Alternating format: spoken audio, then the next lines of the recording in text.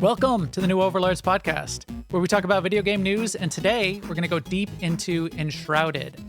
I'm Max, and with me is someone who always will survive, my co-host Sema. Hello there, Sema. Hey, Max, how's it going? It is going great. I am surviving. I will survive. Can you sing it? That would be a great kickoff to the show. I'm not sure I will survive, so it's not my theme song. You will survive. You will survive. It was 9 degrees when I got up this morning. And I had to go to the dentist, so this is not my day. Temperature is Ark has temperature that you have to survive. Enshrouded does not. So I'm gonna make a survival player out of you, but real life apparently has temperature that you have to survive. Who knew? Right. Yeah. This continues 2024 year of survival games. We called it. We have dubbed it the year of survival. Someone was just saying, I don't think we're going to get into details on it because we didn't go through it all. But even in the Sony State of Play, a Killigan was saying that V Rising was in the Sony presentation. That's another one we're going to need to circle back on. Palia is kind of not really survival, but sort of dances around that edge. Coreborn is going to have a bunch of updates. Nightingale is coming next month. This is going to be the year of survival, and I'm going to turn you into a survival gamer, Sema. I kind of liked Enshrouded. Really? For reasons we'll get into, yeah. Good. All right, well, which we will get into, but first, we'll get into the news. Good news, everyone. First up in the news, just following up on what we talked about last week. If you missed it, we talked all about Pal World. I played a little bit more Pal World. I saw Lucy hatched a cool dinosaur. I've got a picture of that we'll show when we get to what we played. But the Pokemon Company, so Nintendo and the Pokemon Company, which is the subsidiaries, and they published a statement. And their statement, Pokemon Company is Nintendo and Game Freak and something. Yeah, joint. It's their it's a joint. Yeah, their joint venture because it's huge and there's a ton of investment and it's joint ownership. But they basically put out a brief statement and pretty much said, "Yeah, we know. Relax. Stop calling me." We're going to take care of it in the way we do. Yeah, we intend to investigate and take appropriate measures to address any acts that infringe on intellectual property rights related to Pokemon, blah, blah, blah. However, this isn't a surprise. This game's been in development for years. It's been public. Information has been published. Trailers have been published. It is not a surprise. They are always very quick on the draw to issue takedown notices, to have their lawyers send letters. So I don't think they're going to do anything. And I think this statement was just basically to say, appreciate you calling, but we're good. Thanks. Yeah. Set your mind at ease. We're on top of it. Yeah. Also, guys, I know you like Pokemon. You can still like Pokemon. Yes, there's this weird parody, and they're not stomping on your childhood, and you don't have to play it. You don't have to. You don't even have to look at it. You don't have to look at the YouTube videos, but you also don't have to feel bad about it. It's just a thing. It's out there. If it infringes property rights, you can guarantee that Nintendo will be on top of it. Yeah, they're going to handle it. They're going to handle it. It'll all be okay. It'll be okay. It'll be okay. Continuing in the year of survival games, I just might as well talk about it as a bit of news, although we're going to talk about it the rest of the episode. But of course, Enshrouded hit early access in this past week. Spent a ton of time in it. We'll go through all the details. It's getting very positive reviews on Steam, and we had a lot of fun. Yeah. I streamed it some on Saturday, and we streamed it some more on Monday. I'm not intending to stream a lot, but I do like streaming. I mean, it is fun just to have other people to sort of tell me what I'm doing wrong. And then when you and I were able to go through it just as a little bit of homework for the podcast, that was pretty fun too. So we'll continue to do that. Continuing next up, there's a stress test for Nightingale that's happening on Friday that I will probably get involved in. And I played the beta for Nightingale already. We won't get the early access of Nightingale till the end of February. We'll probably hit it hard when that happens. Maybe I'll mention a little bit of what I do next week, but we won't go deep into Nightingale until it hits early access. But that's another one that's going to be up. Tons of stuff in the Year of Survival. We hope to have a lot of fun this year with that kind of thing. Something that's not very fun is we also got the news this week that Microsoft laid off 1,900 Activision Blizzard and Xbox employees. It was across a few different divisions. It was roughly 8% of the overall Microsoft gaming division total.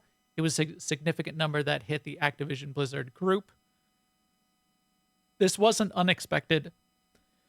The scope of it seems a little bit more, and some of the back channel information says more people who were actually building the games got laid off than was expected.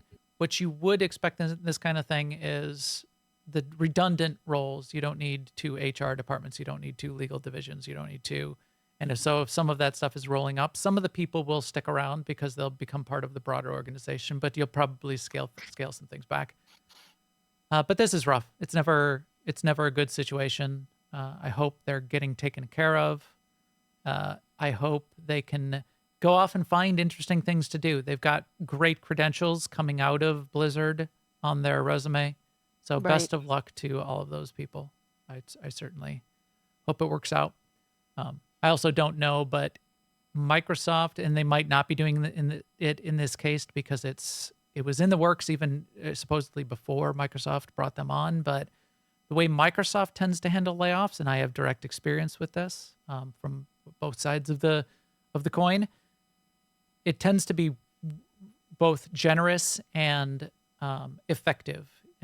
So I don't know that that's necessarily the case, but we hope it is, because this is it's never great. It's never good,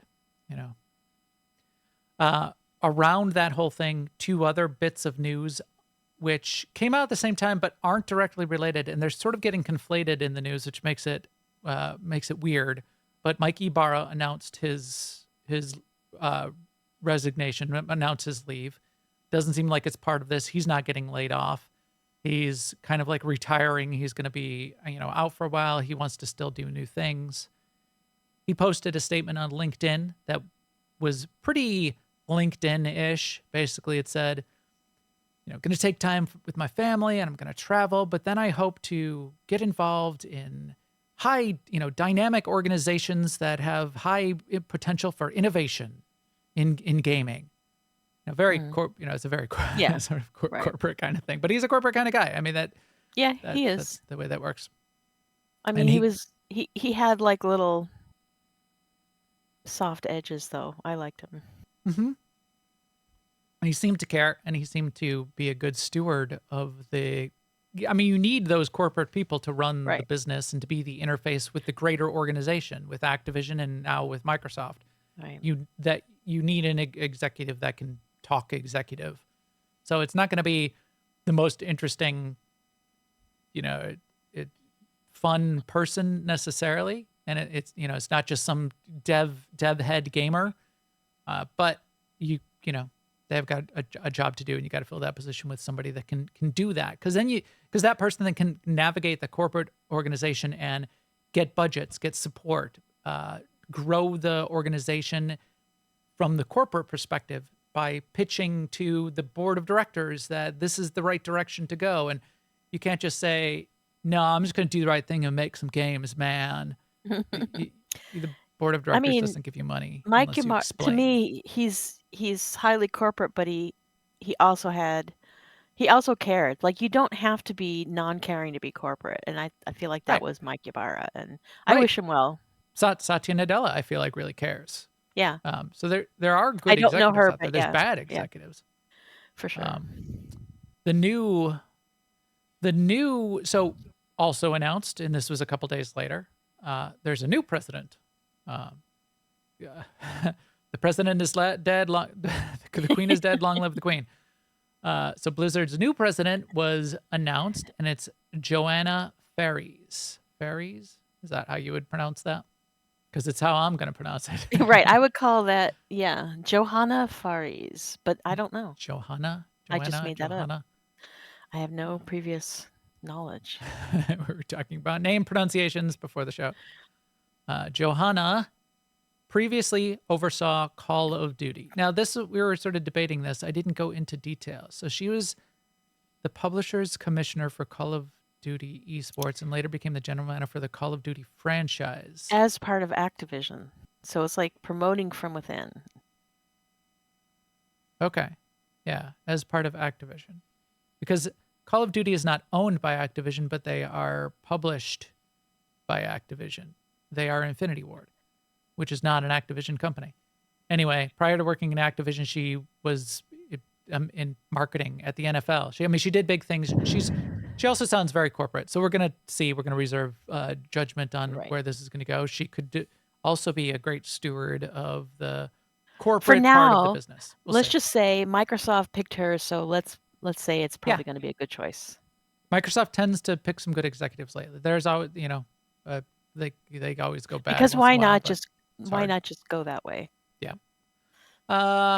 And then you pulled this one up, Sema, which is quite interesting. We don't know too much about it yet, but just an interesting couple statements that came from Tencent. Why don't you explain what they kind of said here? So in a recent annual meeting, they said that they were kind of disappointed in how they had fallen behind with their games. Like there's a couple other Chinese company. This is, by the way, Tencent is a Chinese technology company really focused on games. So that like 40% of their business is games. And they just commented that they had fallen behind their other competitors in the success of their games. And what made me look into this is Tetsemi on our Discord posted that Hasbro was supposedly looking into selling Dungeons and Dragons, and Tencent was a possible buyer. And that just got me thinking that actually might be a great thing for Dungeons and Dragons, because Tencent they definitely care about video games. Not that Hasbro doesn't, but I never had the feeling that Hasbro really understood Dungeons and Dragons and the world of Dungeons and Dragons, and maybe Tencent would. But they also made a comment about how they're going to be using that they had been behind in AI, and now they feel they've caught up in AI. And they're going to use their AI, which in this article they named it, but I forget what the name was. They are going to use it to gain efficiencies in their processes now before they think about using and marketing AI products, which I just thought was an interesting way to put it. Right. Hunyuan AI model. Hunwan. Yeah. That is interesting. And yeah, an AI native application versus using it as a way to boost efficiency rather than turn directly to AI related products. He also said that I think that's a good move. A big focus for them recently was live streaming e-commerce, which also sent me down a little black hole because I didn't know what that was. But and nobody does. If you view like say Instagram influencers touting a product and then people go out and buy the product, you call that social commerce. Live streaming commerce is kind of a subset of that because I picture it like the shopping network, where you would have hosts that were demonstrating products and you'd have a live audience and people watching live, and they'd be answering questions of the audience and people would be calling in and buying. It's like that, but on an online platform. So like home shopping network on Twitch? Yeah. That's weird. Yes. and they say it's not really a US thing.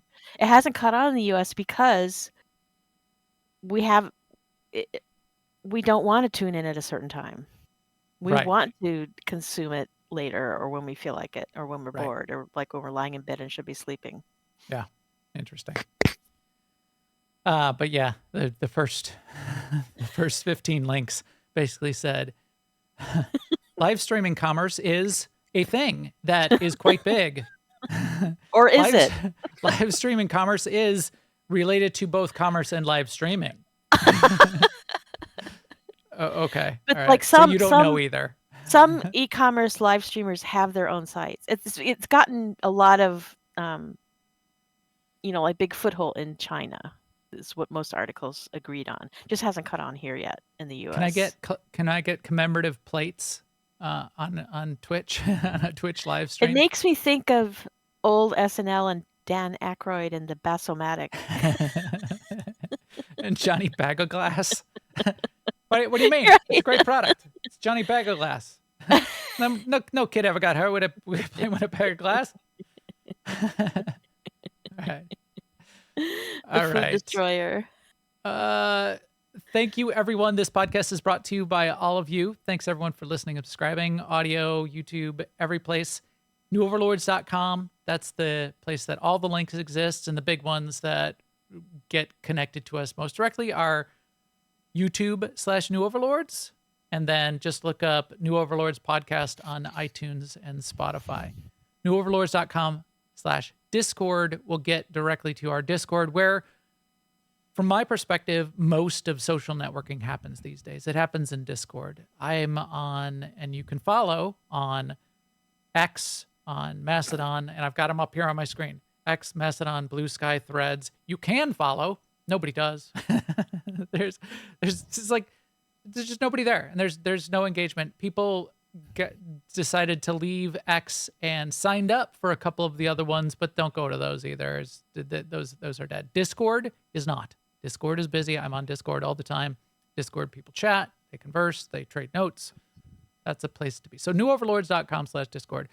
This podcast is also brought to you by Alea Iacta Est, our big family-friendly gaming community where Sema and I play. All our MMO guilds live there, including Star Wars The Old Republic on Starforge and Shea Vizsla. You can get to that and that Discord at ai-guild.org. All right, Sema, it's time to survive. Will you survive? Viva La Dirt League will survive. I want to survive. Say it again. I want to survive. Louder. I want to survive. Come on. I want to survive. Like you mean it. I want to survive. Louder. I want to survive. Viva La Dirt League is awesome. They are geniuses. If you have not, and that happens, Alan is saying, I want to survive seconds before he gets eaten by a zombie, of course. If you have not seen it and you are a fan of survival games, I hope you are a fan of survival games. If you're not, you better become one, because this is the year of survival. Everything's going to be a survival game in the future. Viva La Dirt League did a great series. There's probably 6 or 8 in the series of them basically playing an imaginary survival game. They've got like sketches on the first day on the beach, and they drop on the beach and they're like hitting rocks together, and somebody walks up with the laser rifle. Or there's a guy like hammering over down the beach, and they're like hitting rocks, and they keep looking over, and now he's got like a spaceship, wood cabin. Oh, right. Then it's like a metal fortress. They're still like banging rocks. Yeah. Then he's got like a jetpack and blasts up into the air, and then just like blows them up. And they're like, "Oh, I figured out how to make wood." Which? You punch the logs. So we played Enshrouded. I'll bring it up. We were playing, and we go in, and Sema had done a little. I've played tons of survival games, right? And I had played a bunch of Shroud. By that point, I had probably played 20 hours. So we're there in the intro area. We get out. We're placing our flame altar, where you sort of build your first base. And I said, okay, we need to gather some wood and some twigs, and we need to create some string, because we're gonna create these crafting blocks, and we got to let's make a house and a bed so we can like sleep through the night and get past the night, because it's a little easier during the day. And we'll get deep into what Enshrouded is, but this connecting to this. So Sema's like picking up a rock. She's like, I gotta make some string. And then she said this out loud. She said she turned over, and there was like a whole house. Right. Exactly. I was like, yeah, had my back turned. I'm like going, how do I make string? And I turn around, he's made a house.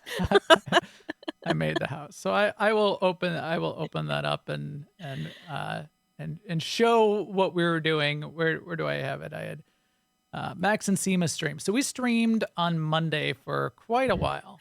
So that was quite fun. It took us a little while to get the games connected, and it is multiplayer, and it is co-op, and we'll explain how, because it's not as multiplayer as you might want it to be, and it's not the same multiplayer as a lot of other games are. So let's describe what it is. Let's get into it. If you look on Steam's their description there says, "You are flameborn, last ember of hope of a dying race. Awaken, survive the terror of a corrupting fog, and reclaim the lost beauty of your kingdom. Venture into a vast world, vanquish punishing bosses, build grand halls, and forge your path in this co-op survival action RPG for up to 16 players." Okay, that last part, so the last 6 words or whatever, just actually describe what it is. It's a co-op survival with ARPG kind of style combat, and co-op is the key instead of like multiplayer. We looked into it. I played a little bit over the weekend. We were gonna set up an open public server, and we decided not to. And we decided not to because the way this is early access, only about varying reports of 30 to 40% of the game is even sort of complete, and it's very playable right now. You could have you can sink, dozens and dozens of hours into it. You can sink 40 hours. You could probably live in here for weeks, but it's definitely not done. There's a ton more that they want to do, and one of the things that they may get to is actually turning it into sort of like an open world sandbox. It's not that right now. The game world progresses all at once, and you do impact the world. Your bases are all shared. So even if you made it a public server and you allowed up to 16 players on the server, all of the quests are all shared. All of the progression of, when you connect to bases, it's all shared. So there's no clans or guilds or separation in that way. And once you start impacting the world, like clearing some of the shroud, that happens to the world to greater or lesser degrees all at once. Some of it resets the next time you log in, but the towers, when you sort of like conquer a tower, and we'll explain what that is, but that's done for everybody on the whole server, and it's done. You could go and do it again, but I don't even think your quests were completing as things were done, as you sort of came in there and talked to, you didn't have to go and get the hunter because the hunter was just standing there. So. Right, and even from the very beginning, you have a quest just to lay down that flame thing that you did, and that completed for me too. Well, I had already done it on my server, my game though. Right. Too. Now your character is your character, and your character you can have multiple characters, but that you can bring from world to world. So you could build up your character and bring everything in your inventory and your gear and your skills. You can bring that from world to world. You could start that in a single player game. You could go into somebody else's game and do a little co-op with them. But co-op, it works pretty well. And in fact, there's reasons to do co-op that we'll get into. But yeah, so think of it co-op. Definitely think of it survival. We'll describe how much survival. Think of it crafting and building. And then think of it sort of like ARPG with some story. Before we get too far off into... Look, Sema's dead on the screen. So I had this question. So there you are, you're dead. And I don't know what killed you, a wolf or something. Bees. Oh, yeah, it was the bees. Bees are terrifying. That's the only thing that scares me. I kept yelling every time the bees would come after me. I would yell in Oprah's voice, "Bees!" But so you died a couple times. I might have died once or twice too. When I die, I yell. I go, "Oh crap!" or "Shit, I'm dead." When you die, you're quiet. Is that normal behavior? You yes. Just it's totally normal. Yeah, raid leaders all the time are telling me, "Well, you should have told me you were dead." And I'm thinking, well, you didn't you should have noticed I was dead. The bees were killing you, and you just were just like, bees. Oh, I'm dead. Well, I didn't actually know they were attacking me because they're just like a smoke. On my they're just screen, like a little cloud. They're very hard to see. Yeah, and when they took that last chomp, I was, right before I thought, oh, I'll run. Yeah. Chomp. Yeah, Right. The bees, early days, for whatever reason, the bees like you just murder you. But I I mean, don't know why. just when I've started on my own, I killed many mobs. I mean, so it's Yeah. not. Don't go run away with the idea that it's really hard to survive. It's really easy to survive. Yeah. In fact, when we talk about the combat, if you do Like the the bees combat wouldn't have come right, after me if I hadn't, punched their beehive. right, for one, and for two, if you get used to the combat, the bees, I mean, you just one shot them. It's not. Yeah, They're not a yeah. problem. So It's when you don't notice and you run away or something. You can die relatively easy if you're not paying attention, but if you're paying attention, you could survive. you can see on the stream, Max has a quest up in the corner that says "Travel through the Shroud." So when I was playing in my own game, I didn't do any building because I had that quest, Travel through the Shroud. So that's what Yeah, I did. I went traveling through the Shroud, and I died a few times in there because they I should kept getting lost. But that's how it works. I get lost. they should prepare you a little bit more because yes, you need to travel through the shroud, but I mean, you need to do a little preparation. You can't just like go naked, which is kind of like the first thing you do. You drop a thing and then that thing pops up and says travel through the shroud. If you go like naked through the shroud and try to just like punch the shroud beasts in the face, you're not going to have a good time. Whereas if they said, build yourself a bow and arrow, build yourself a spear, Oh, well, if they would have said build yourself a grapple, that would have been helpful. build yourself a grapple before you go over there. That would be a big deal. Maybe, and this doesn't take a long time.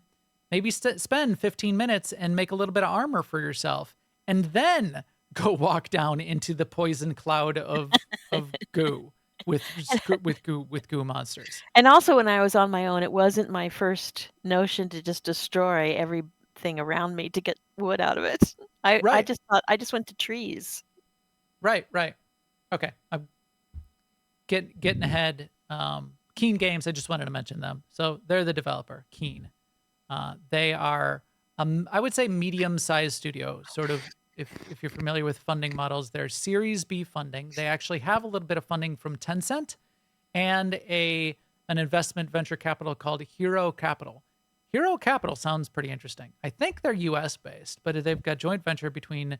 So Hero Capital and Tencent got together and funded Keen Games for about $10 million in 2021, which seems like the funding to make this happen for the last couple of years.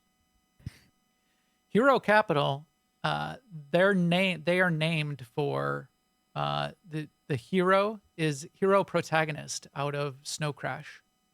So if you look at their venture capital about us on their website, they call that out. So That's interesting. they had me with that. If I need Yeah. venture capital, I'm going to those guys. Neil Stevenson reference, Snow Crash as an inspiration to them of the future of gaming. That sounds really cool to me. So I just wanted to mention that. And then Keen has also made a bunch of other games. They did a bunch of mobile games. They decided again in 2021 that they're not related to Hero Engine. In fact, this is not built on a known engine. This is built on their own engine. And Hero is HIRO for Hero Capital, not HERO. It's HIRO, protagonist is the character's name and the venture capital's company name. But Keen made a game that is pretty well known, Portal Knights. So you guys may have played Portal Knights. That's Keen. But they said, we're sort of like taking a step back from mobile games. We're not going to do that anymore. We really want to get into this kind of thing. And this seemed like their next big venture into what they wanted their gaming to be. And then just out of curiosity, because this is something that I follow and I pay attention quite a bit to the effects and the performance and how the game world is working. I expected that this was actually a Unreal game because it very well could be, but it's not. It's their own engine. And so this is called the Holistic Engine, which is an internal name. They don't sell it. You can't even find much on it, but they describe it on their FAQ page.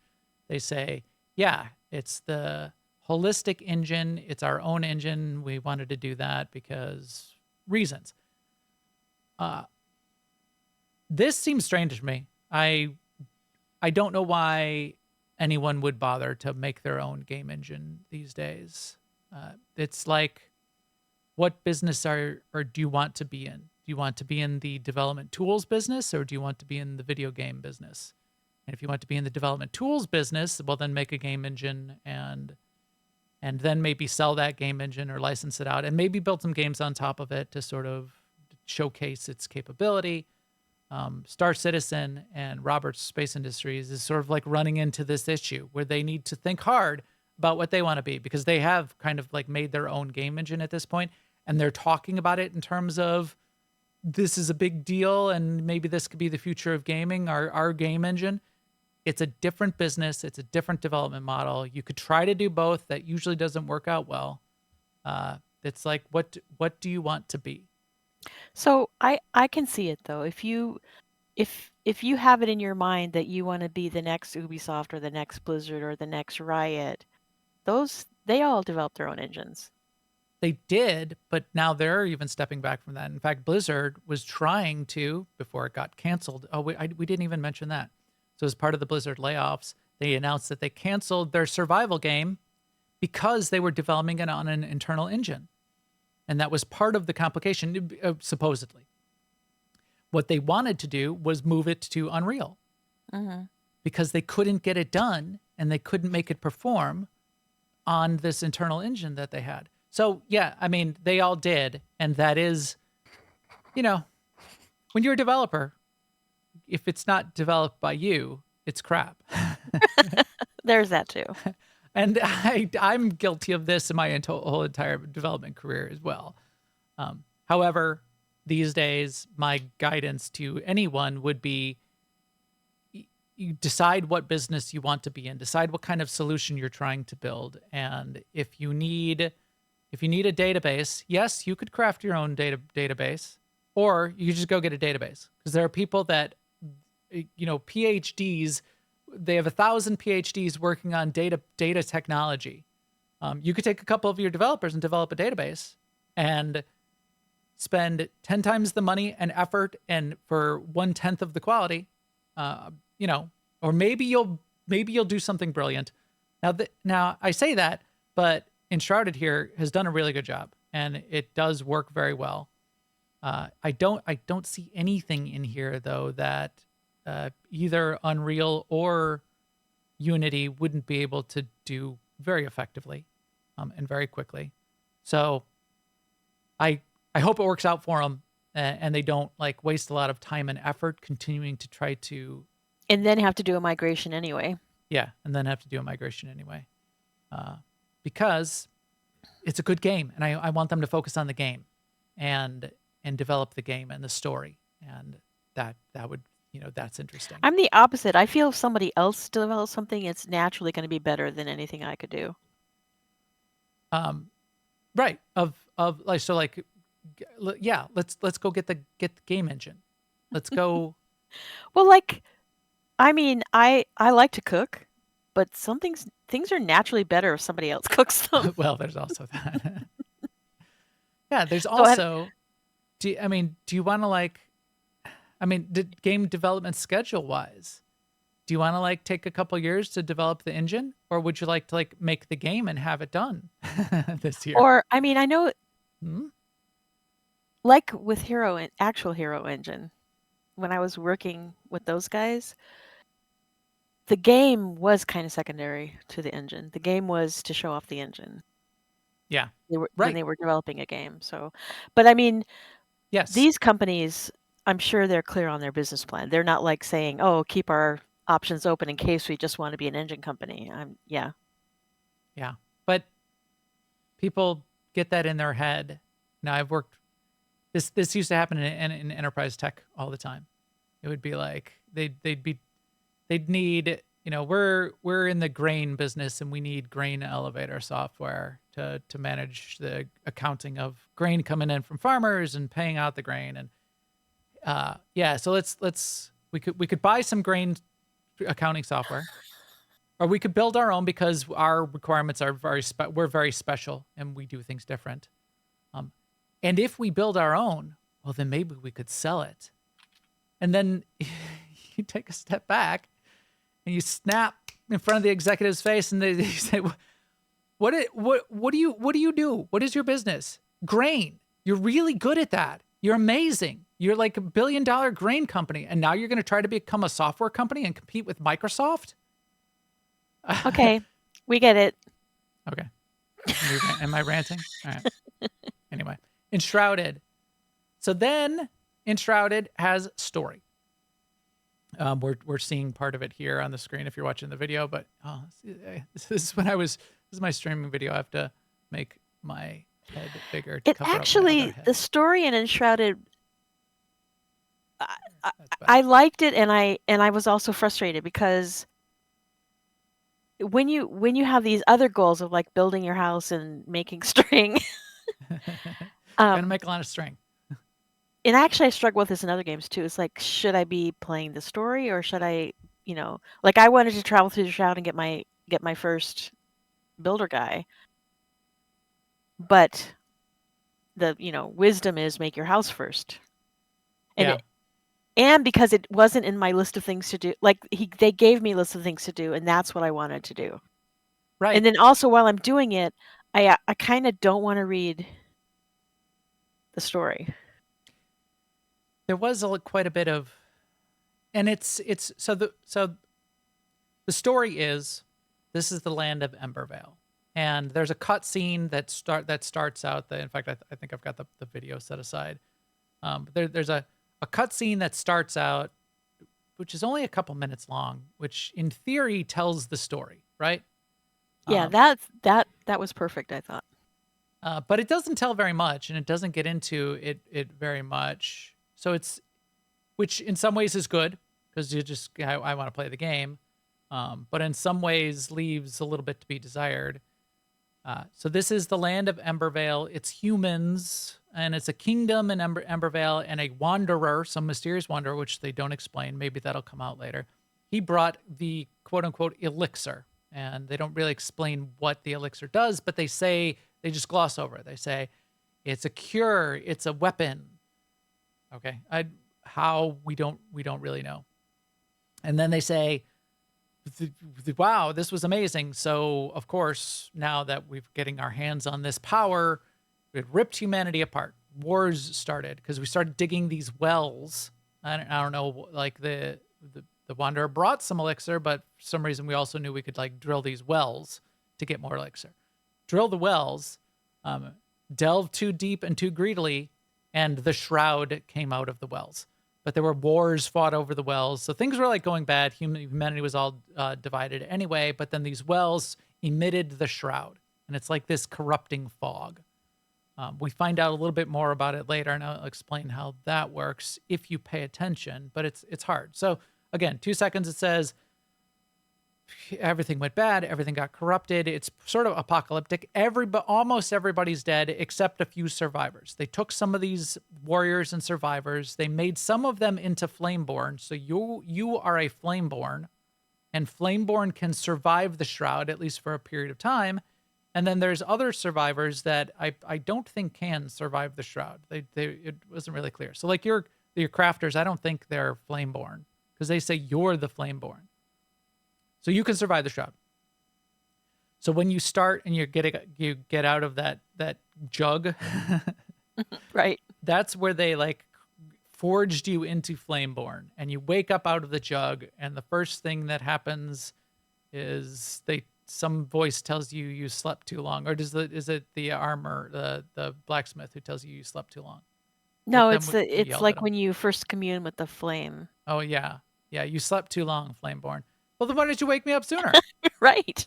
What do you Like mean you slept too That long? wasn't my choice. Yeah. So it tells you slept too long. It's post-apocalyptic world, but it's a nice world, except for the areas of the world that are corrupted by The shroud. the shroud. But even the areas of the world that aren't corrupted by shroud, it's only ruins and corpses. Yeah.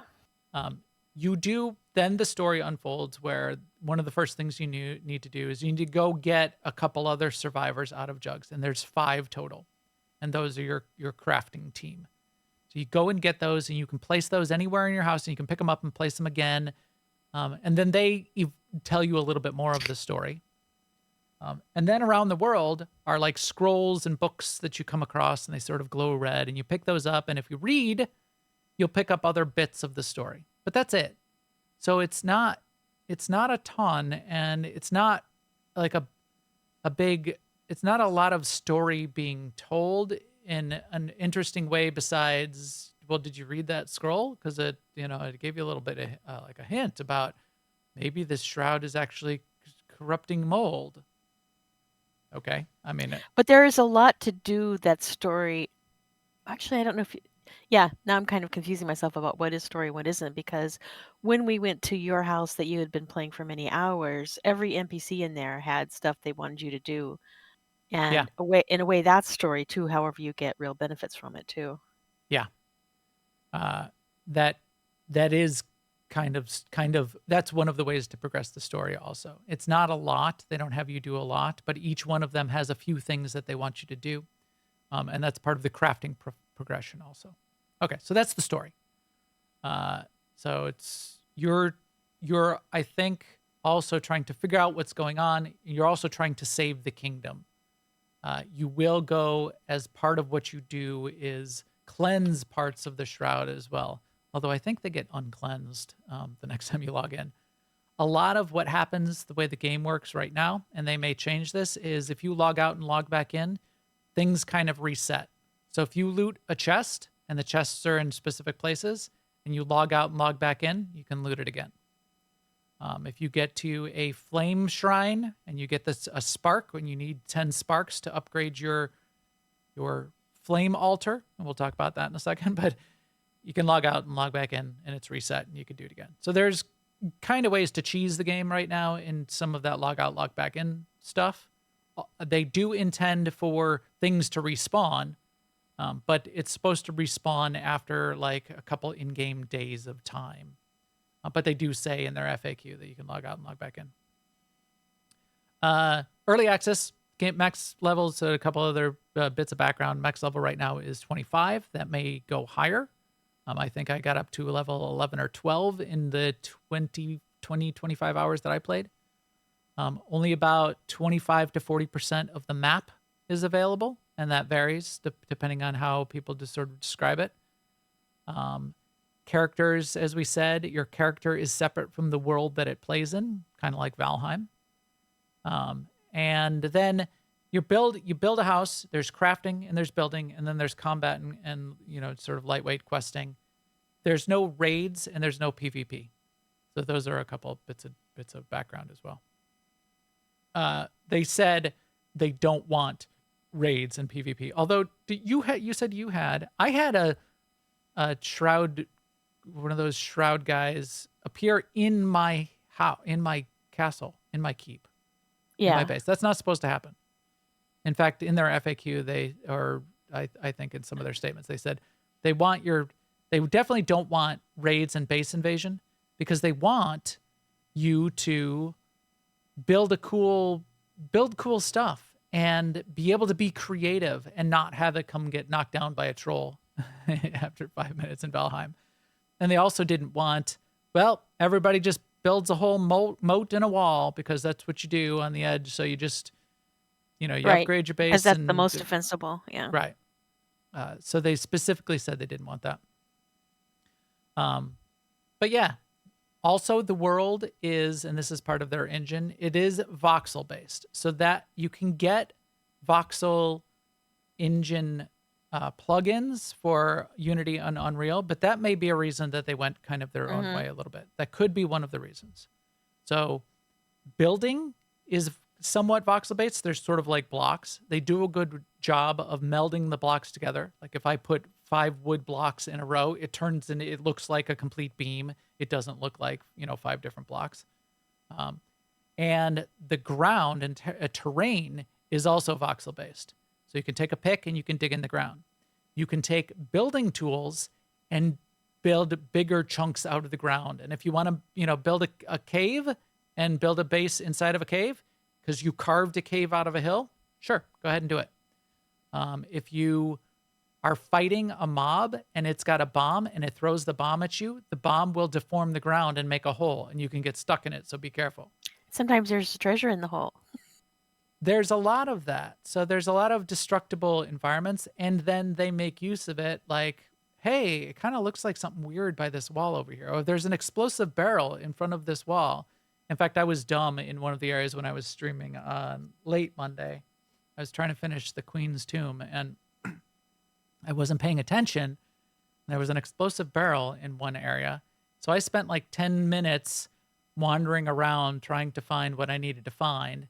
And if I had been paying attention and seen the barrel, I could have just exploded the barrel and it opened up a chunk of the wall. And then you can get into the other area. Or there might be a chest behind there, or et cetera, et cetera. So they do play with the sort of that voxel environment. But building is a big part of it, and you can get creative, I think, later in the stream. In fact, I've got a separate video that I can show where I did a sort of a tour. You get that little 4x4 hut made out of twigs, and then about 10, 15 hours into it, I ended up with this, which is my castle keep. And this is kind of a structure, the way I like to buy some of it. I think I did an outside view. Go outside.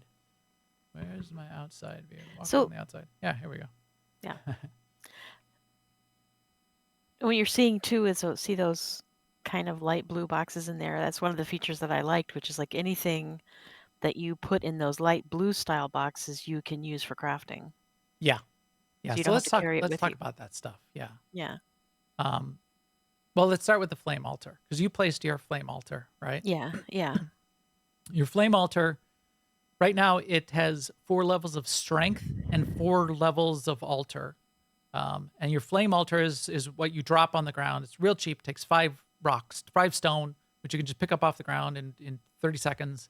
You can drop a flame altar, and you get 2 when you start. Okay, side rant. I was looking this up. Where did I put this? Didn't I put a note in here somewhere? If you're gonna write a guide, and I get it, everybody's gotta like be, and this is like IGN or Forbes needs to write an article, but everybody's like writing articles too quickly. And I swear, and they're like copying each other. They must be copying each other too. Because I was trying to say, what's the maximum level of the flame altar in early access? And like 4 different articles of the top results in Google are saying, you get 2 of them. You get to get 2 altars. No, you could get like up to 7 in early access, but multiple articles are saying 2. 2 is the maximum. Don't write an article if you don't know. Right. It's just Well, that has never stopped Forbes. or anybody. I don't know why, Home and Garden needs to write an article about Enshrouded, or Popular, or whatever, Mechanics Weekly, because they want the clicks. Everybody's trying to get the clicks, and then they copy each other. And anyway, so you can upgrade your flame altar. The higher you upgrade your level of your flame altar, the bigger the area. So you start with 40 by 40, then it goes up to 80 by 80, 120 by 120, 160 by 160. And that's sort of like foundations that you can place. So you get this really big area if you want. And you could put 4 of them all next to each other. You can overlap them. You could have this huge area, and you could modify the terrain. You could make a big mountain and a castle on a mountain.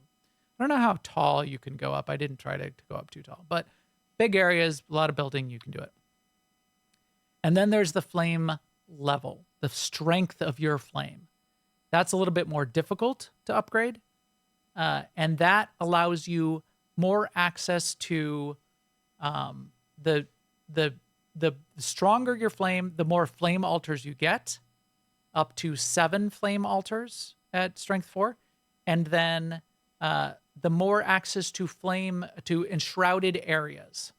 So did you run into any red shroud, Sema, when you were out adventuring? Did you get far enough to hit the red fog instead of the blue fog? I don't think so. No, I don't think so. If you step in the blue fog, you get a timer. And also the strength of your flame extends the length that you can stand in. I think it starts at like 5 minutes and it'll go up to 8 minutes if you go up to the strength of your flame.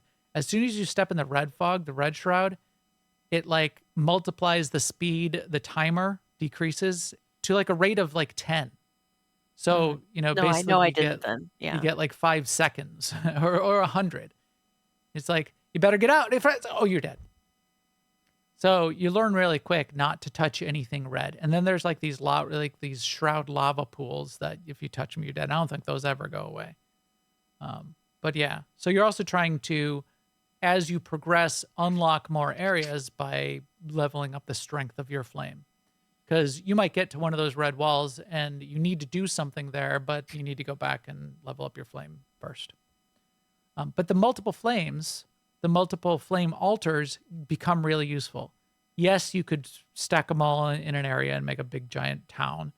But more what you want to do is at least have a couple that you can drop out in the world because they're respawn points also, and they're quick travel points. So that becomes really useful. It's also a place where you can drop your crafters. So let's talk about the crafters, because you got the blacksmith, right, Sema? Well, no, not when I Oh. was playing by myself. Oh, did you go over there and across the bridge and through over the river through the shroud, and then they killed you? I tried to get through the shroud. Well, I actually did get through the shroud, but then that one archer killed me because I was already low Yeah. health. And then I was at the end of my playtime. So I said, okay, we're going to do this again tonight. So I didn't. Yeah, no. And I never built anything other than the fire. Well, do you want to talk about Well, no, I the actually I'll fighting? take that back, because one thing I liked about this was right away you can make your hammer, your pickaxe, Yeah. your torch, and your well, those three for sure. Like, you just really quickly, right? And Yeah. Couple rocks, couple sticks off the ground.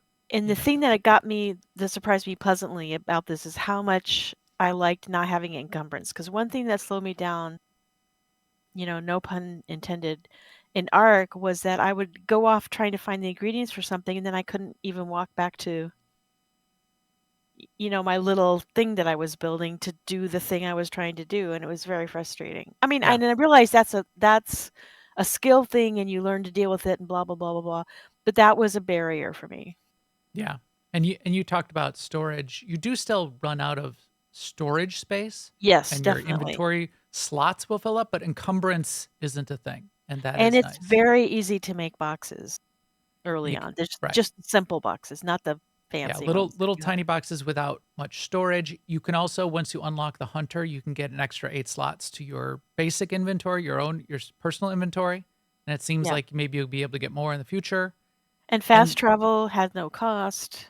Fast I travel mean, has no cost, and you can pick up cooldown. the flame altars and put them down elsewhere, and it only costs 5 stones to create another one. So you can set up respawn points and fast travel points. You're coming in, you're gonna go assault a tower, drop a respawn point right outside the tower. It's really So really I know useful. a lot of games kind of struggle with how to have that new player experience, and they think about having special starter zones and doing tutorials, and I hate that. But this is a good way of doing it, where you just make the initial things that you have to get really, really easy and really intuitive. Yeah. That is true. Their method of blocking you out of higher level areas with the red shroud until you upgrade your flame strength is a little bit of a twist on that. You're not high enough level to go into this zone. It sort of like makes it part of the game mechanic rather than, oh, there's level 10, level 50 bear just ate your face. You didn't know you weren't supposed to go across that bridge? Too bad. That happens. Yeah. Fellwood or wherever. That happened to me all the time. Wow. Right. Storage, the boxes. There's a tiny box that's that's tiny. There's a medium box that's interesting, and then once you unlock the carpenter or the hunter, one of them, the carpenter, I think, You can take your medium boxes. There's actually the same size, but upgrade them to the magic box. And this does a really nice quality of life thing that I think you alluded to, is any crafting you do then at one of the crafting people or the crafting tables or your inventory crafting, which are the 3 places that you craft from, or I guess even more than that if you talk about the refining stations. But it will pull from that. So it's sort of like wireless crafting in other games. It'll pull from the magic crafting boxes. So I very quickly upgraded all of my stuff to the magic crafting boxes. So then I can go to the blacksmith and say, I want to create this piece of armor. And if it's in any of the magic boxes, it'll just make it. It is a little confusing. Like, so she wanted me to there, it just flashed up. This recipe requires string. String you make in your personal inventory. So there's stuff you have to make in your personal inventory. There's stuff you make at the basic crafting table, and there's stuff that you refine in the refining stations that you get quests to go and build and craft from the 5 craft people. And then there's stuff that you have to talk to them to craft their inventory of crafting. And there's stuff that you have to go do quests to unlock new recipes to go and craft. So it's kind of all over the place a little bit. Right. But for some reason, I didn't mind that. I think because once you click to open up your thing, it's very clear that you can do it at the workbench or you can do it in your inventory. I only started to mind it when I kept like, I go to this guy and I need 5 nails, 6 string, 3 dried, and then I've got to go to like 5 different places to craft those things to then go back to that person to make the thing. I can see it getting old. And like the string, I would, for the longest time, I kept forgetting. It's like, oh wait, that's my personal inventory. So I'm like, I kept like walking over to the table, make some string. Oh, that's not where I make the string. Why did I walk over to this table? I guess my thing about it though was I still felt like it was easy to understand. Yes, I can totally see it getting to be, well, in every game where they make you go somewhere to craft, it gets old. Yeah. Even Guild Wars 2, yeah. But fast travel is free and instant, and you can place your crafters anywhere at any of your bases, pretty much. So you can make it relatively efficient, and it's not like you're going very far. It's not like you have to journey across the world to go back and see a blacksmith or to craft a particular armor set. ESO does that, where in the early game, if you want to craft a particular armor set, you need to go and find that forge in the world, and you can only craft it there until you do really advanced things. So you can make armor, you can make weapons, you can make food and consumables. Consumables are a really big deal. You can have up to 3 of them running at a time. It's like buffs, like Valheim. But you make the armor, you make the weapons, then you can go fight. So let's talk about the combat, because you did some of the combat. And you did it in the Shroud, and then the archer guy killed you. So what was your take on the combat? How did I think feel? my take on the combat was I could easily kill the early guys. And the only reason I didn't kill that archer is because it kind of dawned on me too slowly that I was getting shot from range. Yeah. And then when I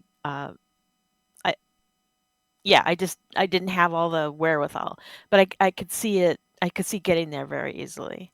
I also like that you can tab to target things. It doesn't mean that you're necessarily going to hit them, but at least it means like if you're throwing a bomb, it's going to go on that target.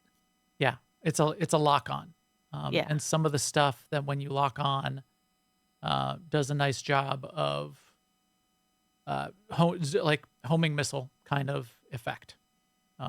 So if I'm locked on with my wand, as long as the mob is in range and not out of line of sight, it kind of homes in. Some of the other stuff you do need to aim to some degree, like arrows and stuff you need to aim, but lock on smooths some of that out.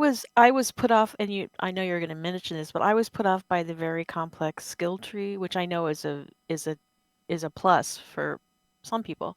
But it wasn't a big deal. I only had like 1 point anyway to spend. So yeah. So skill tree. I wonder, can you redo the skill tree? I'm assuming you Yes. can. So skill tree is very so skills are super cheap to respec. So you could just try some things. It takes 10 of these runes to respec. runes drop off of shroud mobs. Maybe there'll be like one in every 3 mobs might have a rune. But when you disassemble a piece of gear or a weapon that you don't need, you might get 10 or 20 runes, and it's only 10 runes to respec. So you could respec. I've got like 900 runes right now by the time, and that I'm not using. You use runes to either upgrade your gear, like when you get a legendary piece of gear, a legendary, level 5 bow and a green level 5 bow are exactly the same when you first get them, but the legendary has like 4 tiers that it can get upgraded, and you spend runes to unlock it. But yeah, so super cheap to unlock, and then the skill tree is kind of like, if you ever seen Path of Exiles, it's a light version, a very light version of Path of Exiles. Path of Exiles is insane. It's like a constellation that spreads out from a center and it goes off in 50 directions, and there's like 500 skills and a bunch of prerequisites, and you just like click down the chain. In fact, I think I've got a picture of it here. Let me pause this one. Oh, I think I actually just have a photo. Yeah. Made it easier because I knew we would need to see this. So it kind of looks like this.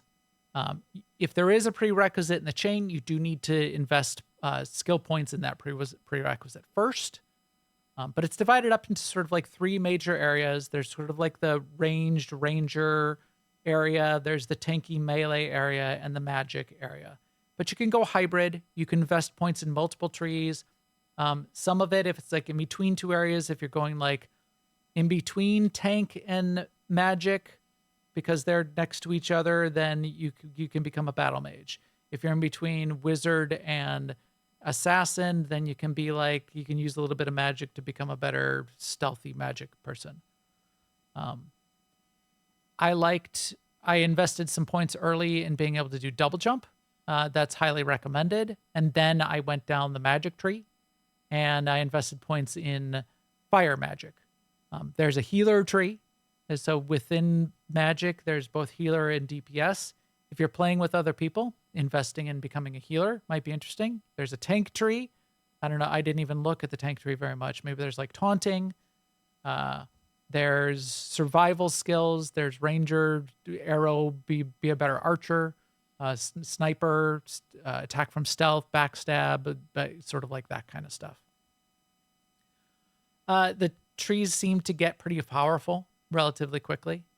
But then it is action combat. So you do. But I actually want to say something about the action combat, because Arc is action combat, and I don't know precisely why, but when I was fighting in Enshrouded, I was mostly hitting things. And then when I was fighting in Arc, I was mostly missing things. Yeah. So it's guided or something. It is pretty forgiving in the hitboxes and the aim assist and that kind of stuff for sure. So for someone like me that's put off by the skill trees and put off by the action combat idea, it was not that bad. It was fine. Good. That's interesting to know, because it is. I mean, there's dodge. There's I never got around to dodging. I mean, I'm assuming you have to be better at dodging as you get into more and more. Yeah, what's on the screen right now is one of the bosses. So there are bosses, and if you're going to not cheese the boss, and we're going to kind of cheese the boss here in this video, if I was just going to stand and fight, I would have to be doing a lot of dodging, because I could get like 1 shot or 2 shot by some of the abilities. We grappled up on top of this tower, and sort of like we're out of range of her. This is the scavenger gorger matron. She's got this poison attack that will basically 2-shot you, take off like 80% of your health. In fact, you'll see me get hit by it at one point. But then there's like, you can heal yourself up mid-fight. We're going to be out of range of it, and I'm just going to stand around and use my wand and smack her in the face, or use my staff and, wait till she throws and then shoot some fireballs at the scavenger matron. I will get hit at one point. But so it took about 80% of my health off when she was able to, but I popped a heal potion. I have 19 on my bar. As long as you're fast on the heal potions and there's not a cooldown on them, you can get through it. Dodging, though, does become pretty important when you're against a big mob where you're close by and you don't have a place to like stand up on top of a tower like we are here. Magic, you run out of mana relatively quickly. Late in the magic tree, you get things that, like there, I was able to do like 3 fireballs, then I'm completely out of mana, and I would have to wait, basically like 60 to 75 seconds for my mana to fill back up. The wand is overpowered, and that's the way I would recommend going after. If you want an easier path, shield and a wand, or sword and a shield. Shield is very powerful and does a lot of blocking. If the mob is too powerful, it will overpower your block. If the mob is too powerful, it will stun you. You have basically a stun bar that fills up, and they have a stun bar that will fill up. And if you hit them while they're blocking a lot, then you can overpower their block and stun them, and then you can do a lot of damage to them. A little bit of dodging, dodge roll, control to dodge, and then hold up your shield, wand a whole bunch, or stab a whole bunch, or just dodge a lot and hit them with a 2-hander. You can get a lot of things done. That's me trying to get through that gate because I fell off the tower. Sema got knocked out of the gate. There's lockpicks to open a gate, or if it's a wooden gate or a wooden door, you can just take out your axe and chop it. Again, destructible environments. That's kind of cool. Here's like a silver chest. Maybe if we hacked at it for an hour, we might be able to get through it. But that you kind of need to make a lockpick, and lockpicks are cheap to make. Yeah. I mean, another thing that I like too on this scale of easiness is that once you made your grappling hook and you wanted to grapple somewhere, you just have to get close to it and press E. There's no like pointing at it. Yeah. It's pretty forgiving. As long as Yeah. you're like facing that way in the world, you grapple to it. So talk about it's the glider. Did you use the glider much? Yes, I did use a glider, but I didn't have double jump yet, so I kept like landing on my head Yeah. with the glider. But because you can jump off a high thing and then glide to the bottom, but I don't know how I ended up landing on my head. But I guess I keep bringing up all these things being intuitive/easy because it helps you get into the game. I'm sure the challenges will mount. Yeah. And if you're a player who has friends that are more like me that have a slow development cycle, you can bring them into this game. Like I'm level 2 here, and I went with Max, and he was killing this level 7 boss. Yeah. I mean, I was mostly just staying out. I was completely just staying out of the way. But we both got. I mean, I got XP from it. I think I even got the boss's head. I can't remember now though. Yeah, that's interesting. I didn't know if it would be one head or 2 Yeah. heads. A lot of that's the other part of the things that they need to work on with the multiplayer. A lot of stuff, like here's a chest. If we came in, see there, Sema's dead. There's like traps. There's traps. There's bombs. You got to be careful of those too. And Oh they yeah, I will ran one-shot into. ya. I actually did have trouble seeing those. Well, some of it seemed like trapped chests or trapped barrels, where you do get like 3 seconds of a circle that if you dodge out of it, you won't get blown up. But there's also, see, I got to be real careful. There's the red barrels that will insta-kill you if you chopped them in melee range. You go far away and shoot them, and then you're safe. But yeah, if there's like one chest here, and it says you can play with up to 16 players, if you've got like a big group roaming around, well, you got 16 people, and there's one chest, and one person gets it. Everybody needs string. Well, there's one berry plant on the ground here. And, well, I picked up the berry plant. I guess we need to go find 16 more berry plants. And there aren't that many. Oh, there's a bomb. Run away. And you see how the bomb blew a crater into the ground? Yeah. That can be a problem when you're trying to like dodge from a boss, and then you're like falling in holes and craters that you created.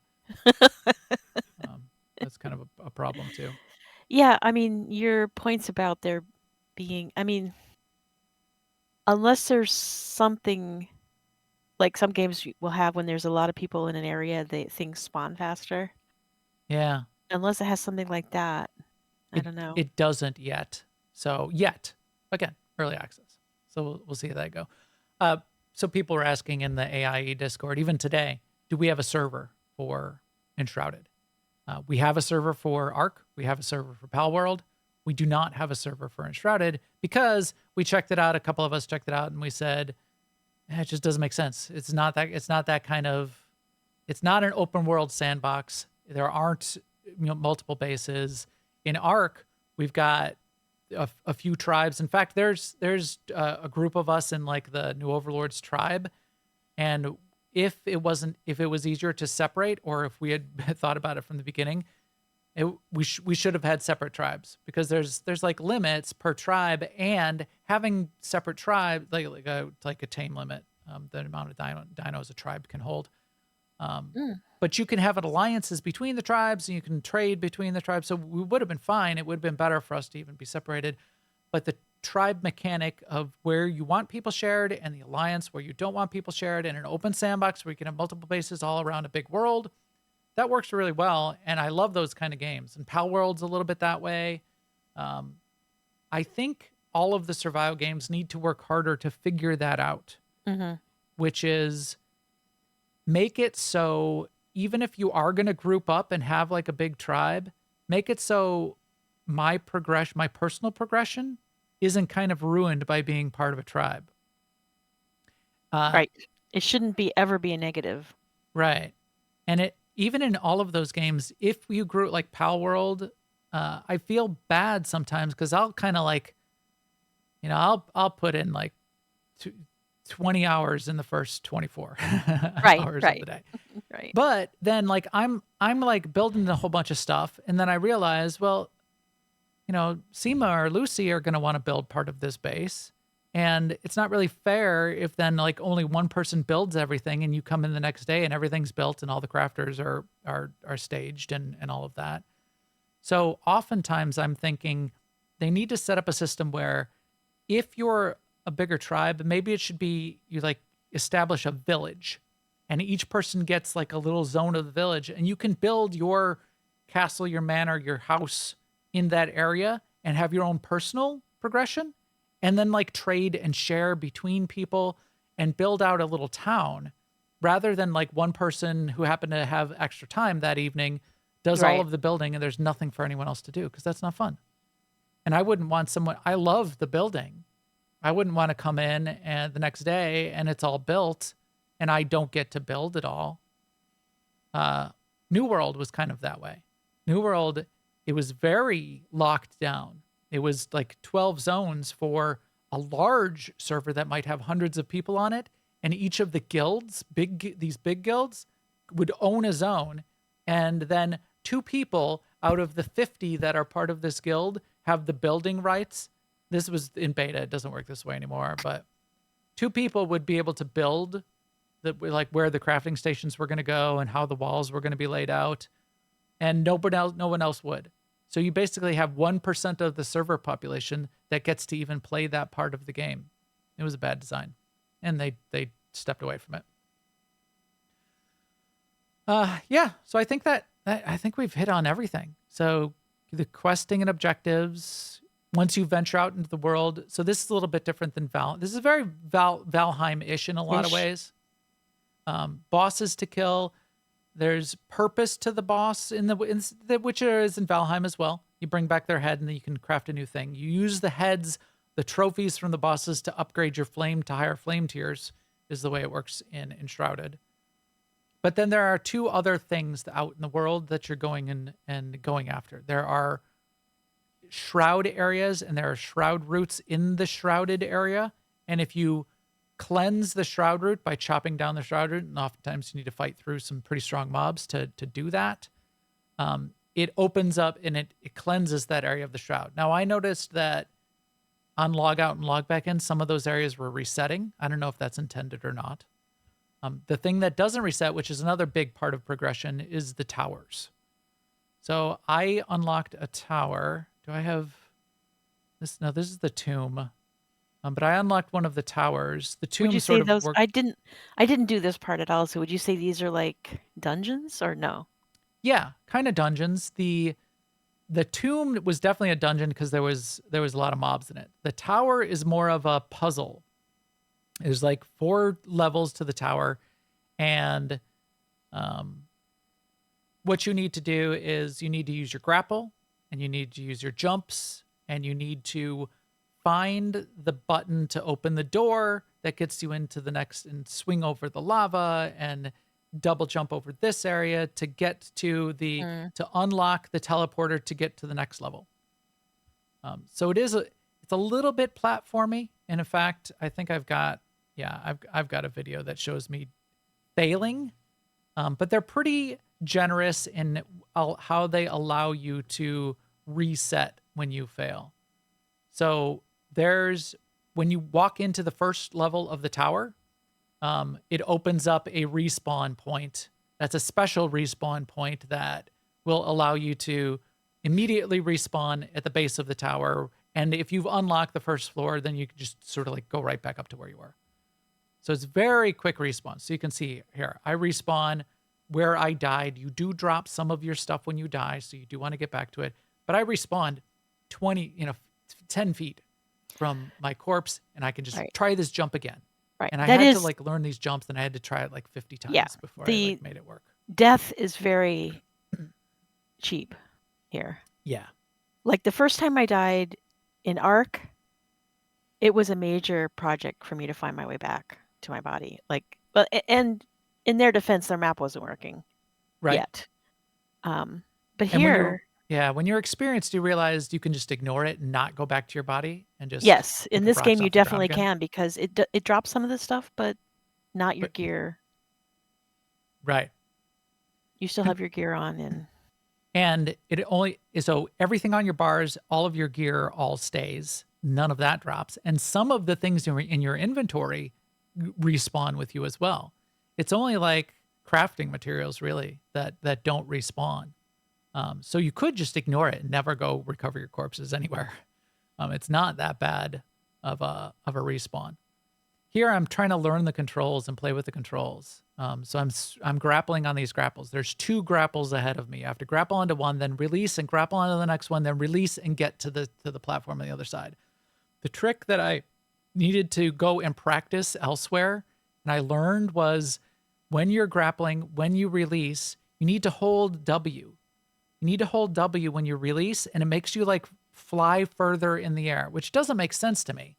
If I release from a grapple, why would it like holding W make me like fly further in the air? But it does, and that's what you need to do, and that's what I didn't understand the controls. But as you can see here, I just respawned over and over and over again. I can keep trying. It is pretty forgiving. But this is the tower. There aren't any mobs to fight. You're just trying to figure out where to go, figure out where the buttons are to press. Some of the buttons you have to shoot an arrow there. And I finally made it up on the across the bridge. And now there's a button ahead of me. I go and press the button. It unlocks a door, and I can get to the next level. So sort of like a puzzle tower. And then once you unlock a tower, that becomes a quick travel point, a respawn point, and provides you with a step further in the story and progression. Yeah.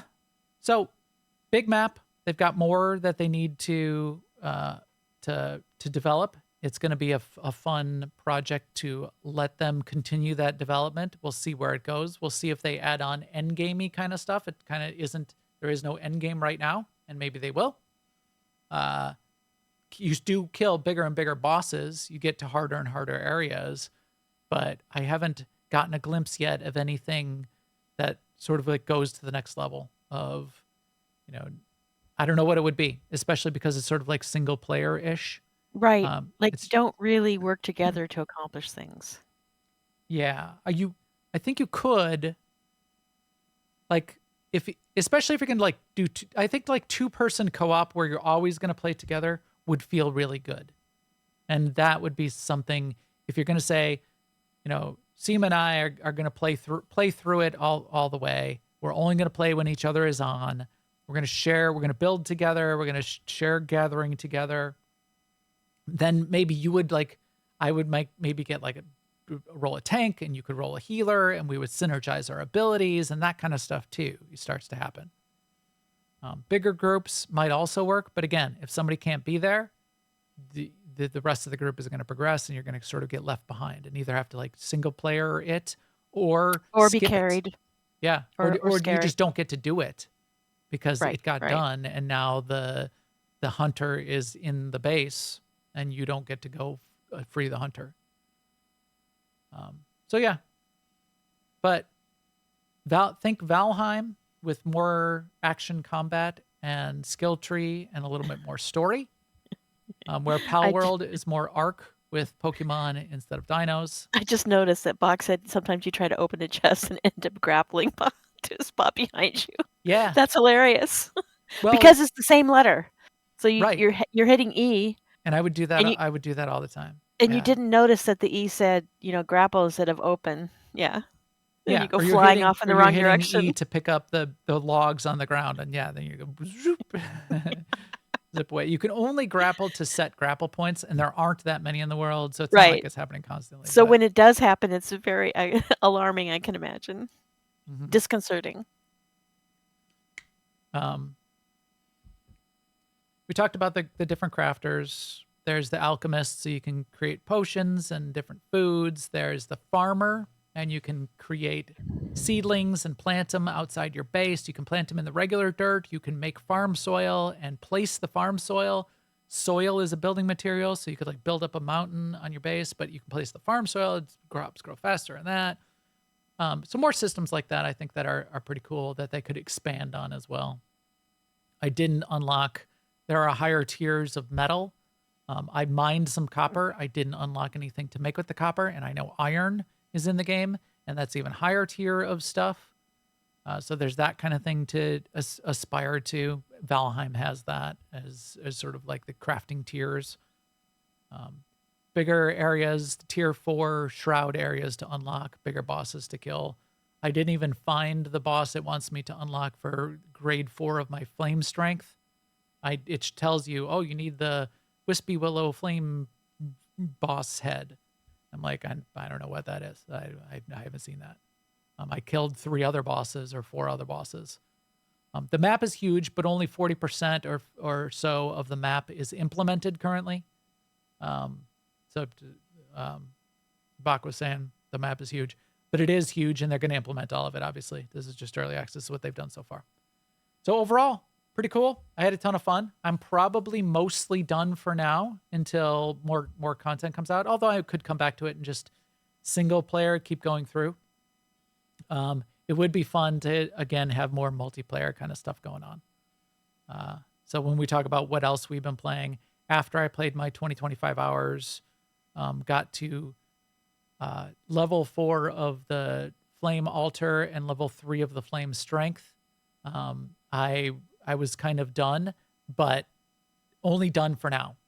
And I definitely want to both play more of what it has now, but as soon as they add more to the game, I'll be back in to play that too. So now, what's your overall assessment? Because I'm a super fan of survival games. You are less so. You play fewer survival games, but well, yeah. What's your assessment? I would say this survival game strikes me in the right spot more than the other ones I've tried so far, just because of the things I've mentioned. I do find the art style a little bit labored, but I could get used to that. So just describe that. Describe what you mean by that. The sort of, I don't Squatty? know, well, yeah, the squatty character, the dark lighting, the attempt at realism that just comes off kind of like, I don't know. Like we talked about this, we had, I know you don't like this, but it reminds me of Lord of the Rings Online and its art style. And I know it's more advanced engine and it has better textures and everything. And that can lead to an atmospheric feel too. Yep. Because I feel like Lord of the Rings Online, while it's dated, is very atmospheric. Yeah. Part of that is the sound. The sound design in Lotro is amazing. Yeah. Yeah, but I admire this game so much for what they did in making it easy for someone like me to start and get like some early successes in. Whereas other survival games, they're more about, making the introduction hard so you can brag that you made it or something. And also, I like that you can build things and there's no mechanic to destroy them. Right. Like Not an I invasion. totally get it if somebody feels that that kind of challenge makes it more alive for them, but Right. that's not for me. I Yeah. to-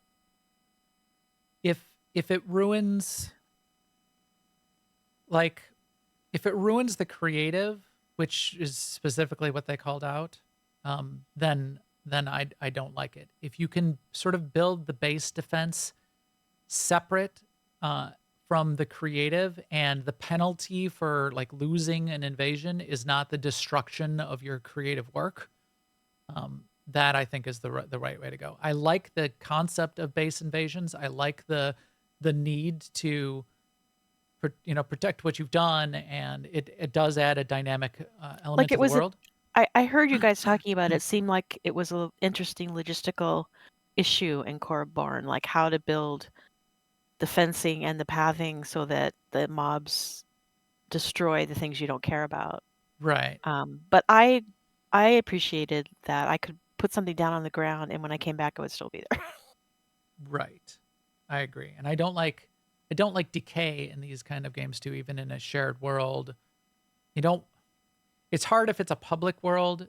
Decay is necessary so people don't like play for 5 minutes, clog up the land, and then it never goes away. I mean, and Uh I know I'm not but in love with hungry and thirsty, and I know these are like hallmarks for survival games. So yeah, I'm not necessarily the flagship person for survival games. So if so you no like, hunger and thirst, but yeah, if you like the food is a hunger and buff. thirst, but food is a buff. I feel like yeah, Yeah. that's a good, for me, that's a good compromise. Food's a buff. It isn't like you die if you don't have food. Yeah, that's a good design choice. All right, I agree.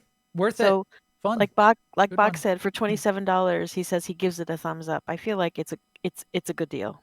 Yeah, definitely. Definitely. All right, well, that was a big chunk of what I did this past week, but I know there was a few other things that we're playing. Why don't we wrap up with that? It looks like meat's back on our menu, boys. No way. God, finally. I kind of like the maggot bread. So what kind of maggoty bread you been eating this week, Sema? It's funny that you say bread because I have been baking a lot of bread this week. Actually, I made this bread. I know this is what you're asking me, but I made this bread with cranberries and pecans in it. And did you call it maggoty bread? I should have called it limbus because it was so good. That's all I wanted to eat. It Oh, just more limbus. restored my energy and my health and my well-being. You So need yeah, it. It's a buff. Food is a buff. yeah, it's a right. Food is a buff.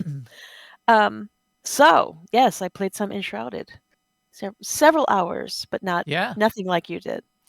And I enjoyed it. So we just heard us talking about it for however long already. I also am keeping up in Star Wars: The Old Republic, mostly on Shea Vizsla right now. When I do my solo play, because my characters there are advancing, so which is I find rewarding.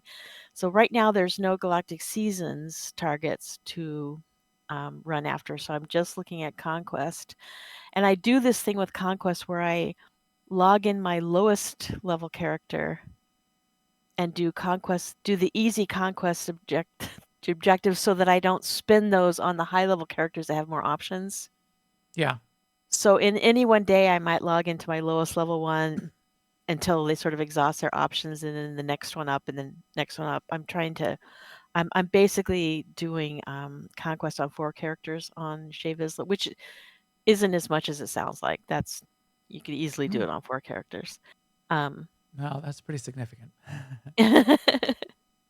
Well, maybe I'm just a conquest expert. I don't know.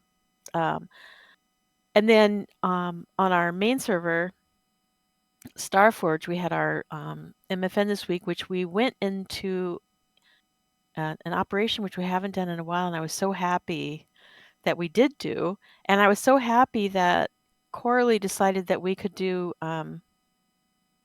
what is the name of the one we went into? It's the Duxon. yeah, Duxon, thank you. Because I kind of had that struck off my list as one that we could easily do on MFN night, and I was totally wrong. We totally can do that on MFN. In fact, we cleared the 16-man version with 12 people. So, And you know, including some that had never been there before. right, note for later. It's totally, that one's totally on the menu, boys. Yeah. And you know, if Coralie hadn't just said, okay, this is where we're going, if anyone had asked my opinion, thank God they didn't, Right. Right. because I was wrong. Well, yeah. I mean, you forget, and because we're so used to R4 and the difficulty there, it's a big difficulty. I lumped them all together, Duxon, Yeah. Gods, and R4, and Yeah. Duxon apparently is really not in that group anymore. And Gods we could probably get through, but it's just time consuming because it's a lot longer, a lot more Right. areas to run, And, a lot further and sometimes to go. with MFN too, it's worth it just to go and check it out, even if we end up, not being able to clear the whole thing. Yeah. And when I say MFN, I'm referring to our just fun night that we do in the guild on Tuesday nights in Star Wars: The Old Republic. That is usually, I mean, it's always no experience required. It's just a fun night. Everyone comes who wants to. It's not like a required attendance or anything. Yeah. So that's what we did on Tuesday night. And then our operations team on Thursday night, here you're showing us in R4, which is our current progression where we are. Yep. And we're getting better and better at the Yeah. final boss fight. Yeah, we are. This was a wipe on the. And on one of the we're early much bosses, better but- at the trash leading up to. I mean, there's some challenging trash in there, and we've gotten much better at it. And by challenging, I mean like stuns and slows and annoying crap. Yeah. We tried some new strat, just some new positioning on the Lady Dominique fight. Yeah, on this fight, yeah. And it's. Yeah, based I on mean, the we're feedback we got learning when it, we were but yeah. streaming it the week before, which we found some good spots for standing for Yeah. the big knockback. So thank you, chat room. Yeah. Opened our eyes. It was definitely a step forward with that knockback and keeping the DPS up. It was a little bit of a step back, and this is what we need to then fix is the chained knockback, which then comes next. Well, now we're all with different positions Yeah. that we're standing in weird places. But we'll figure it out. So we're just gonna figure that out next, and we might be able to do that tomorrow night. Oh, we might, except for Lucy can't make it, so we'll see. Well, we can figure out the strat. Yeah. What we've been working on. So yeah, it's good. Yeah, and that is.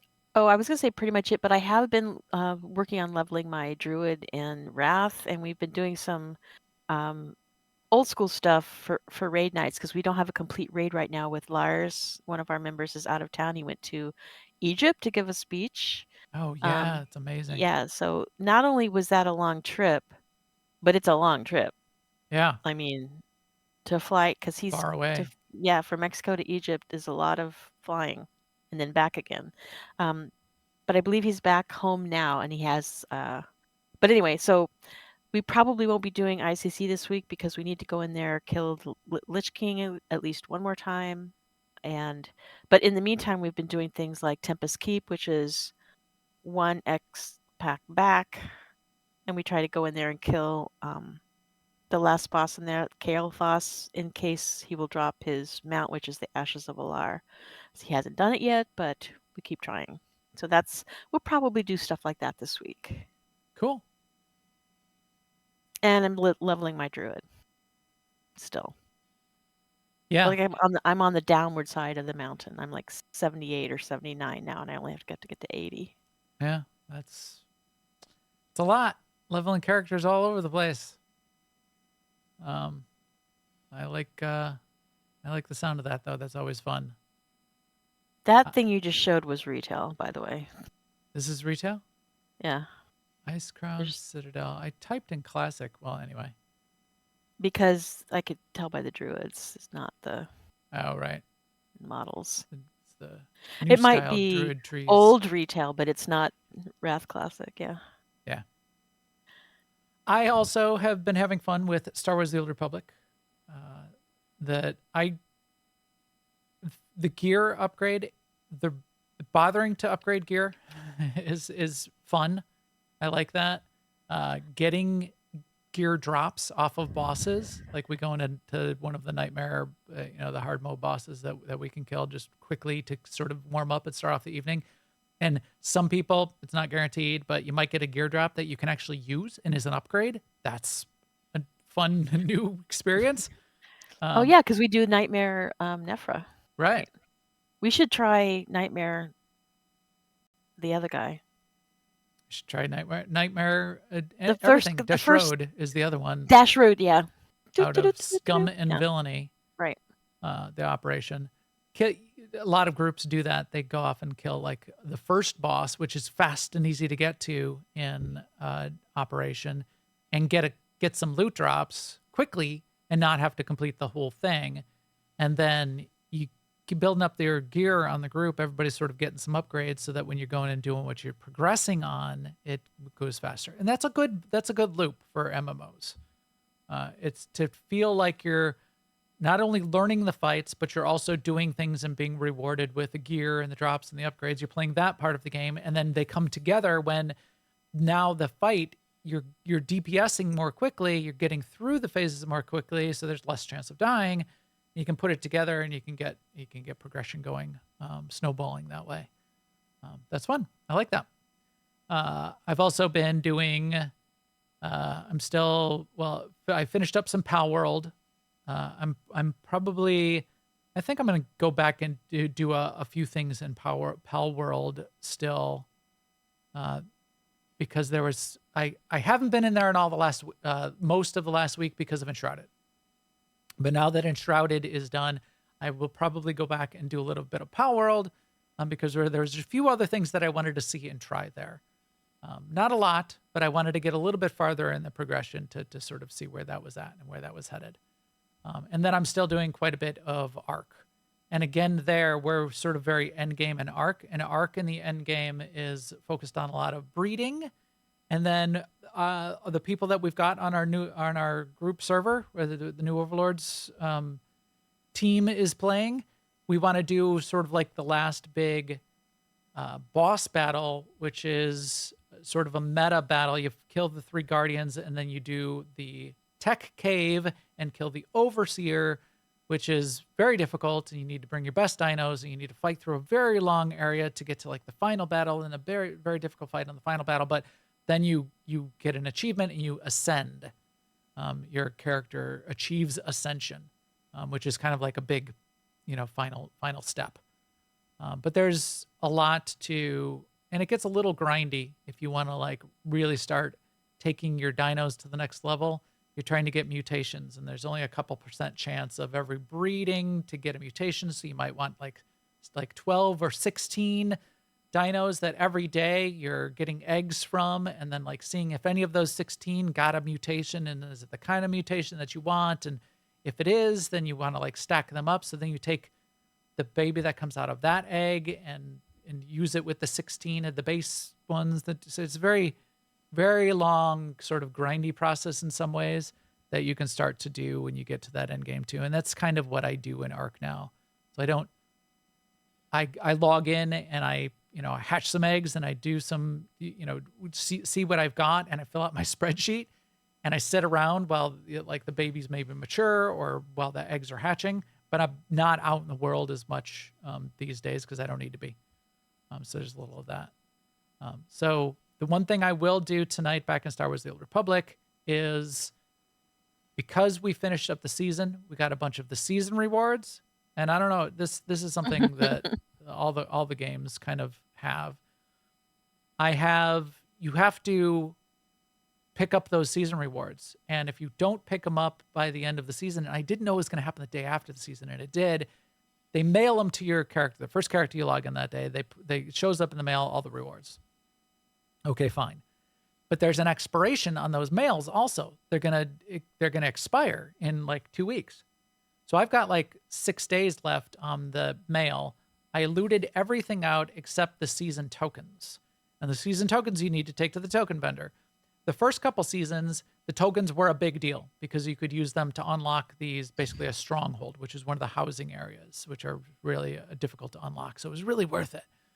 Now I've got those all unlocked. I've got all the big things unlocked, and I've got 15. You can have a maximum of 15 tokens. I have 15 tokens at the maximum going into the season, and now I have a mail with 15 more tokens. So that means I need to spend all of my current tokens. I need to figure out something to spend them on. So I have to go to the vendor and like buy a bunch of stuff. But I think tonight I got to make sure I go and do that so I can clear those out so I don't lose those tokens. But since I can't figure out what to spend anyway, it's not that much of a loss. But I like to have the cap going into the next season in case there's another stronghold or something else big. So I got to do that. Probably going to do that tonight in Star Wars: The Old Republic. But yeah, so that's what I've been doing. Lots of fun stuff. I'll probably do the Nightingale stress test on Friday, see how that's looking, and then keep my eyes open. There's a few other things. I keep getting mails for like more survival games. I got another mail that I'm on a couple press lists, and I got another email about, hey, there's another survival game coming out, going into early access. You should try it. Okay. That's what I do. So we'll see. We may have more of those before we get to the early access release of Nightingale by the end of February, which I'm excited about. Otherwise, there's plenty of other things to circle back on. I still need to get back into, and there was a bug fix update, a minor update for Starfield that I may check in on. But Coreborn, V-Rising, a bunch of those games to circle back on to. Fun. All right. I think that's it for today. All our feed and subscribe links, of course, are on newoverlords.com. And our video is on YouTube/newoverlords. Check us out in those places. Subscribe, like, comment. It's really helpful for us in those places. And the most helpful thing is to tell other people, if they're looking for a video game podcast, to come check us out in all of the places that podcasts exist or on YouTube. You can also come chat with us directly on our Discord. That's the social network of the day. YouTube or newoverlords.com/Discord. That's the way you get to that. And if you do follow on the social networks, we are on Twitter, Mastodon, Blue Sky, Threads, Instagram, and Facebook. And the podcast, when it gets published, gets notified. Notifications go out in all of those places. And with that, we will talk to you soon. Later, everyone.